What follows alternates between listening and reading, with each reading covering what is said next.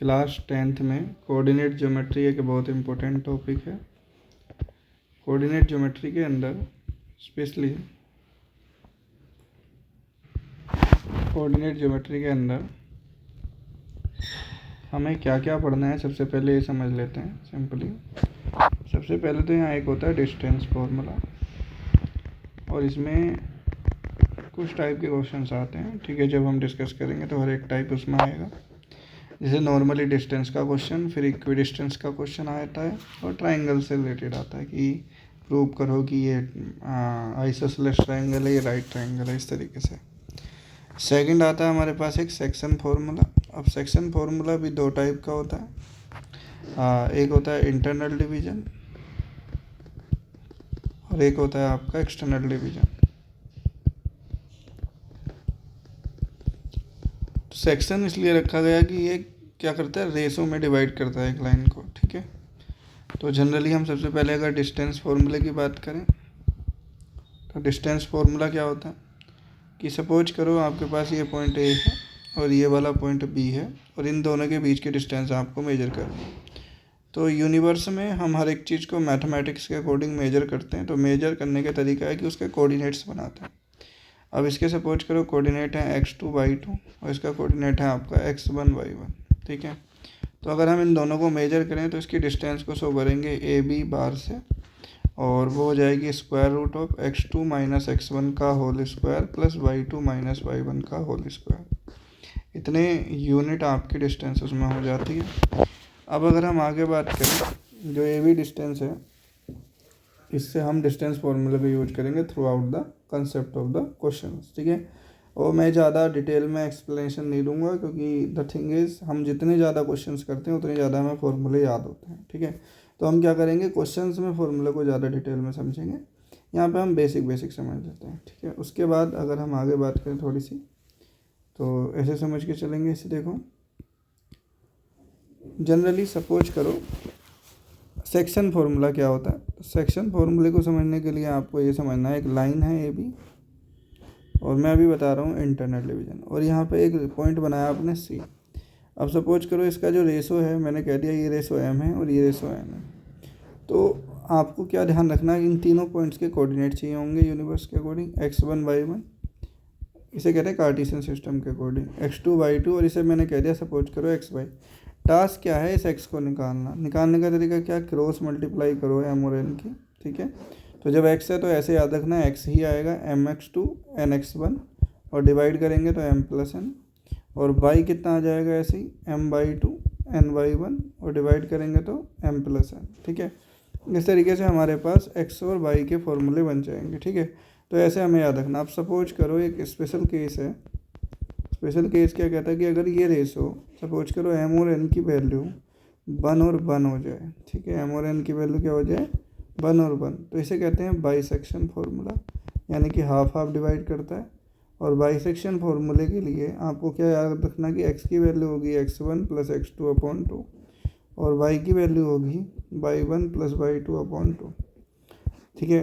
तो ये हमें इस तरीके से समझना। एक होता है आपका, इस तरीके से हमें बाइसेक्शन फार्मूले को याद रखेंगे। अब एक हो गया, ये तो था इंटरनल डिवीजन, हमने जो अभी पढ़ा ये था इंटरनल डिवीजन। इसके बाद आता है एक्सटर्नल डिवीजन। एक्सटर्नल डिवीजन क्या होता है, देखो एक्सटर्नल डिवीजन को समझने की कोशिश करेंगे। एक्सटर्नल डिवीजन को कैसे समझते हैं, देखो आपने अगर एक पॉइंट लिया ए, ठीक है। अब इसमें जो सी पॉइंट है ना वो बाहर होगा और बी पॉइंट कहीं अंदर होगा, क्लियर।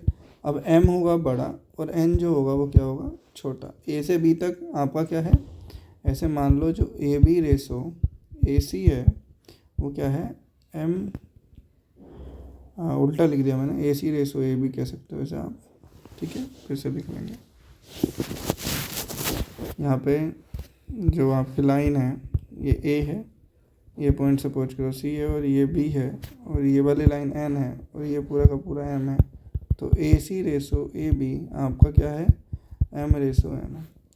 तो यहाँ से अगर इस सी पॉइंट के कोऑर्डिनेट एक्स वाई हैं, बाहर है, और इसके कोऑर्डिनेट x2 y2 हैं, और इसके कोऑर्डिनेट x1 y1 है, तो हमें कैसे समझना है कि x की वैल्यू जो होगी वो होगी mx2 माइनस करेंगे इस बार nx1 और m माइनस n, क्योंकि m जो है वो बड़ा है उसमें से n छोटा है। ऐसे y कितना होगा, वो हो जाएगा m/2 minus ny1 upon m minus n। ठीक है, तो ये आपका फॉर्मूला है, इस तरीके से हम याद रख सकते हैं। क्लियर? तो इस तरीके से हमारे पास कुछ फॉर्मूला है, कुछ नया आता तो वो अभी हम क्वेश्चन वाइज डिस्कस कर सकते हैं। आगे चलते हैं इसके अंदर। देखो हमारे पास पहला क्वेश्चन है, using distance formula prove that point are collinear. सबसे पहला कंसेप्ट आता है कोलिनियर पॉइंट कब होता है। देखो कोलिनियर के लिए हमें ऐसे याद रखना है, एक लाइन है और एक लाइन पे हमने 3 पॉइंट बना लिए ए बी सी। ये कंडीशन कब सेटिस्फाई हो सकती है, एक ही लाइन पे आने वाले पॉइंट्स को कोलिनियर कहते हैं। ठीक है, points which are on same line are called collinear points. तो ए बी सी आपके पास पॉइंट्स हैं, इनके डिफरेंट इसने कोऑर्डिनेट दिए हैं। इसका कोऑर्डिनेट है 3 1, इसका कोऑर्डिनेट है 6 4 और इसका कोऑर्डिनेट है 8 6। मैंने लेट कर लिया, एक ही लाइन पे आते हैं मतलब कोलिनियर है। तो हमें क्या प्रूव करना है, to prove A B and C are collinear. तो कोलिनियर करने के लिए सिंपल सा काम हम करेंगे इसके अंदर। आप ऐसे समझो, जो मैंने अगर सपोज करो ए सी को प्रूव करा A B plus B C के, यानी कि इस लाइन के और इस लाइन को ऐड किया और उसके ए सी के करा, तो कहने का मतलब ये एक ही लाइन पे आ गए पॉइंट्स। तो अब इस चीज़ को हम प्रूव करेंगे। और ए सी माने क्या है, डिस्टेंस, ए बी माने डिस्टेंस, बी सी माने डिस्टेंस। तो ए से लेके सी तक की डिस्टेंस कैसे निकालेंगे, स्क्वायर रूट लिखेंगे। ठीक है, 8 माइनस 3 का स्क्वायर और प्लस 6 माइनस 1 का square, x2 minus x1 square plus y2 minus y1 square. अब ए बी लिखेंगे, तो ए बी के लिए कैसे करेंगे, ए से लेके बी पे आ जाओ, 6 माइनस 3 का स्क्वायर प्लस 4 माइनस 1 का स्क्वायर। ठीक है, और यहाँ पे फिर प्लस लगाएंगे। बी सी लिखेंगे, बी से लेके सी पे आ जाओ, 8 माइनस 6 का स्क्वायर प्लस 6 माइनस 4 का स्क्वायर। अब हमें कुछ नहीं करना, 8 माइनस 3 का स्क्वायर क्या होता है, 5 स्क्वायर, 6 माइनस 1 का स्क्वायर क्या होता है, 5 स्क्वायर, इक्वल टू किसके आ रहा है, ये हो गया 3 स्क्वायर और ये कितना हो गया 3 स्क्वायर प्लस ये हो गया 2 स्क्वायर और ये कितना हो गया 2 स्क्वायर। तो दैट मीन्स 5 5 25 यानी कि रूट 50 इधर आ गया, इक्वल टू कितना हो गया 9 और 9 18, रूट 18 इधर आ गया, प्लस ये कितना आ गया 4 और 4 रूट 4 और 4 होते हैं हमारे पास 8। ठीक है, तो रूट 18 प्लस रूट 8 और रूट 50। ठीक है, अब इन दोनों को हमें चेक करना कि क्या ये इक्वल है। इक्वल चेक करने के लिए कैसे करेंगे भाई, अब ऐसे रूट 50 की वैल्यू अगर आपको याद नहीं है पेपर में तो क्या कर सकते हैं, व्हाट इज़ द मेथड। तो हम इसे इस तरीके से सॉल्व करेंगे। रूट 50 को ले सकते हो आप 5√2, इसे क्या ले सकते हो आप 3√2, क्योंकि 3 2 बार आ रहा था, ऑब्वियस सी बात है। और इसे क्या ले सकते हो आप, इसे ले सकते हो 2√2। अब आप सोचो 3 और 2 कितने होते हैं, 5√2 इक्वल टू किसके आ गया 5√2। Hence A B and C are collinear. हमारे ये तीनों पॉइंट्स क्या हैं, कोलिनियर है। ठीक है, हैंस प्रूव। इसके आगे चलते हैं। अब हम इसके आगे कहानी क्या है। अब सेकंड क्वेश्चन हमारे सामने, coordinate of the centre of circle are these, find the value of A if the circle passes through the point and has diameter इतने यूनिट। सपोज करो आपके पास क्या है यहाँ पर कि ये कोई सर्कल है। ठीक है, अब इस सर्कल में इसने कहा coordinate of centre of a circle, इस सेंटर के कोऑर्डिनेट दे रखे हैं। ठीक है, and find the value of a जो इस सेंटर में आती है if the circle passes through the point, अगर सर्कल पास होता है इन दोनों पॉइंट के, एंड हैज़ डायमीटर इतने यूनिट। ठीक है, सपोज करो ये एक पॉइंट पी है जिससे सर्कल पास होता है। ठीक है, थोड़ा से कम कर लेते हैं, ये पॉइंट पी है जिससे सर्कल पास हो रहा है। ठीक है, और इसकी डायमीटर दे रखी है, तो डायमीटर बनाने के लिए हमने ऐसे बना लिया। ठीक है, अब इस पॉइंट को मैंने कह दिया क्यू, तो क्यू के कोऑर्डिनेट आपको नहीं पता, जो कि सपोज करो एक्स वाई है। इसके कोऑर्डिनेट दे रखे हैं 2a a माइनस 7, और यहाँ पे ये भी दे रखा है, इसके कोऑर्डिनेट है 11 माइनस 9। ठीक है, अब आप सोचो, एक तो एक डिस्टेंस पे होंगे क्योंकि वो रेडियस होगी जिससे वो पास होता है। ठीक है, दूसरी बात ये भी हम कह सकते हैं क्योंकि इसकी लेंथ दे रखी है टोटल। ठीक है, अगर टोटल लेंथ दे रखी है पी क्यू से वो पास हो रहा है, उसकी डायमीटर इतनी है, तो अगर डायमीटर दे रखी है आपको कितनी 10√2 मीटर। ठीक है, तो आपके पास रेडियस कितनी हो जाएगी, वो हो जाएगी 10/2√2 यूनिट, यानी कि 5√2 यूनिट। अब अगर ये 5√2 यूनिट हो गई तो आपको पता है सर्कल के सेंटर से किसी भी बाउंड्री पे पॉइंट को रेडियस ही कहते हैं हम। तो उस कंडीशन से हम क्या कहेंगे, जो पी ओ है वो किसके इक्वल होगा, स्क्वायर रूट ऑफ, हम फॉर्मूला लगाएंगे। फॉर्मूला क्या कहता है कि 11 minus 2a whole square plus -9 minus a plus 7 whole square. ठीक है, और ओ पी की वैल्यू कितनी आई है हमारे पास रेडियस की, 5√2। ठीक है, इसका अगर स्क्वायर करेंगे तो इधर हो जाएगा 11 माइनस 2a का स्क्वायर प्लस -9 प्लस 7 कितने होते हैं हमारे पास, -2। ठीक है, तो माइनस माइनस से होल स्क्वायर कर दो तो a प्लस 2 का होल स्क्वायर। हम क्या कर सकते हैं, माइनस का होल स्क्वायर प्लस ही हो जाता है, तो इसलिए हमने सारे साइन क्या कर दिए, प्लस कर दिए। अब क्या करा है हमने, 11 का स्क्वायर होता है 121। ठीक है, उसके बाद यहाँ पे लिख सकते हो प्लस का 4a स्क्वायर माइनस 2 से मल्टीप्लाई करेंगे, 11 2 जा 22 2 जा 44a plus a square plus 4 plus 4a। ठीक है, अभी क्या करेंगे, 121 और 4 कितने होते हैं, 125। 4a square plus a square कितना होता है, 5a स्क्वायर माइनस 44 और प्लस 4 कितना होता है, -40 है। इधर हो जाएगा 25 इंटू 2 यानी कि 50। तो that means 5a square minus 40a और प्लस 125 में से अगर 50 जाएंगे तो कितना बचेगा, 75।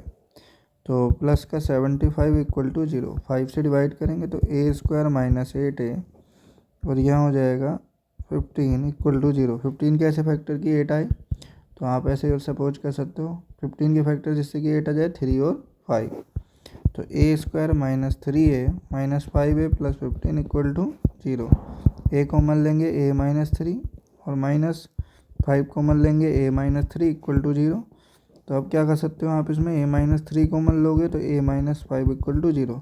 तो a की वैल्यू 5 भी हो सकती है और 3 भी हो सकती है। ठीक है, तो ये दो सिचुएशन हमारे सामने बनती हैं, इस तरीके से हम इस क्वेश्चन को भी कर लेंगे। ठीक है, उसके बाद नेक्स्ट क्वेश्चन हमारे पास इस तरीके से, if the point Q 0 1 is equidistance from point P and R then find the value of x।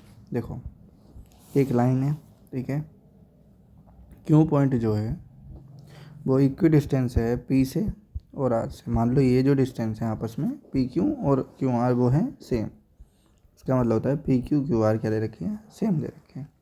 P के कोऑर्डिनेट कितने हैं, 5, -3। Q के कोऑर्डिनेट कितने हैं, 0, 1 और R के कोऑर्डिनेट कितने हैं, x, 6। सिंस गिवन क्या है, PQ जो है वो QR के इक्वल है, तो स्क्वायरिंग बोथ साइड, स्क्वायर क्यों करते हैं भाई, ताकि स्क्वायर रूट हट जाए। तो PQ square equal to QR का स्क्वायर। अब यहाँ पे लिख सकते हो आप, P से लेके Q तक की डिस्टेंस देखेंगे, 0 - 5 का स्क्वायर। अब क्योंकि मैं यहाँ ऑलरेडी क्या लगा रहा हूँ, स्क्वायर लगा रहा हूँ, तो I have no need to write the square root. तो मैं यहाँ लिख सकता हूँ 0 - 5 का स्क्वायर प्लस 1 + 3 का स्क्वायर इक्वल होगा किसके, हम कह सकते हैं कि x - 0 के स्क्वायर के प्लस 6 - 1 के स्क्वायर के। अब ये देखो -5 का स्क्वायर कितना होता है, 25 और 4 का स्क्वायर कितना होता है, 16। ये हो गया x स्क्वायर और ये कितना हो गया, 25 सेम साइन है दोनों साइड, कट गया। एक्स स्क्वायर कितना आ गया, 16। तो x की वैल्यू कितने आ गई, ± की 4, क्योंकि डिस्टेंस कोऑर्डिनेट्स जो है वो नेगेटिव भी हो सकते हैं पॉजिटिव भी। तो हम x की वैल्यू क्या लेंगे, या तो प्लस या फिर माइनस। ठीक है, इस तरीके से हमारे सामने ये आंसर हो जाएगा।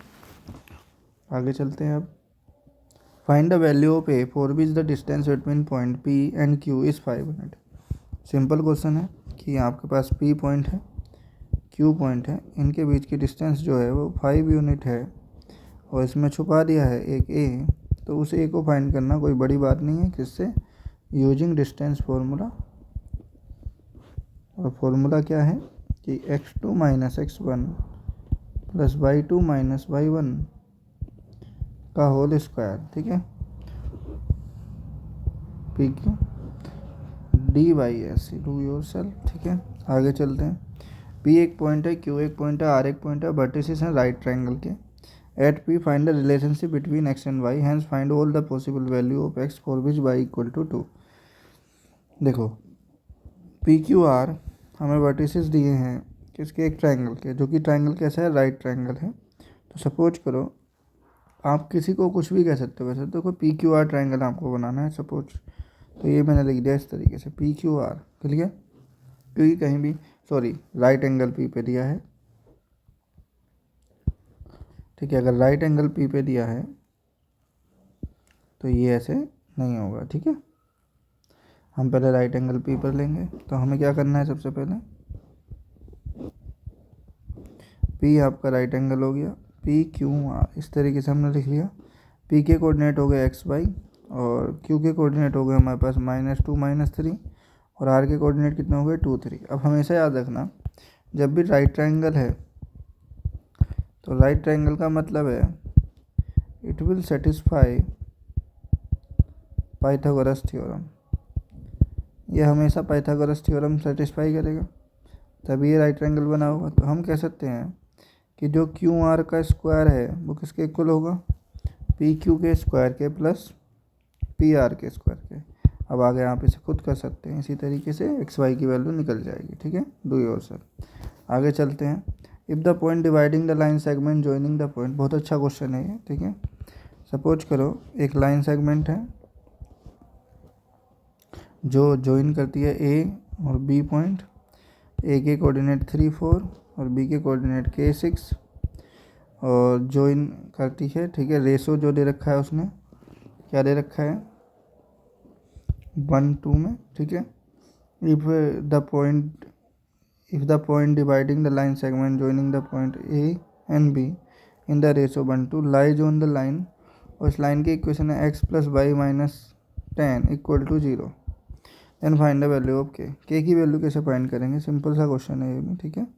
तो ऐसे मान के चलो हम पहले x और y निकालते हैं जो ये हैं पॉइंट्स। तो x का फॉर्मूला क्या हो जाएगा, मैंने बताया mx2 + nx1 अपॉन m+n, और y का फॉर्मूला हो जाएगा m/2 + n/1 अपॉन m+n। फॉर्मूले में पुट करेंगे तो 1 को मैंने बताया था ऐसे करेंगे k प्लस, अब n में आ जाएगा 2 3 जा 6 डिवाइडेड बाई कितना हो गया k + 6 अपॉन,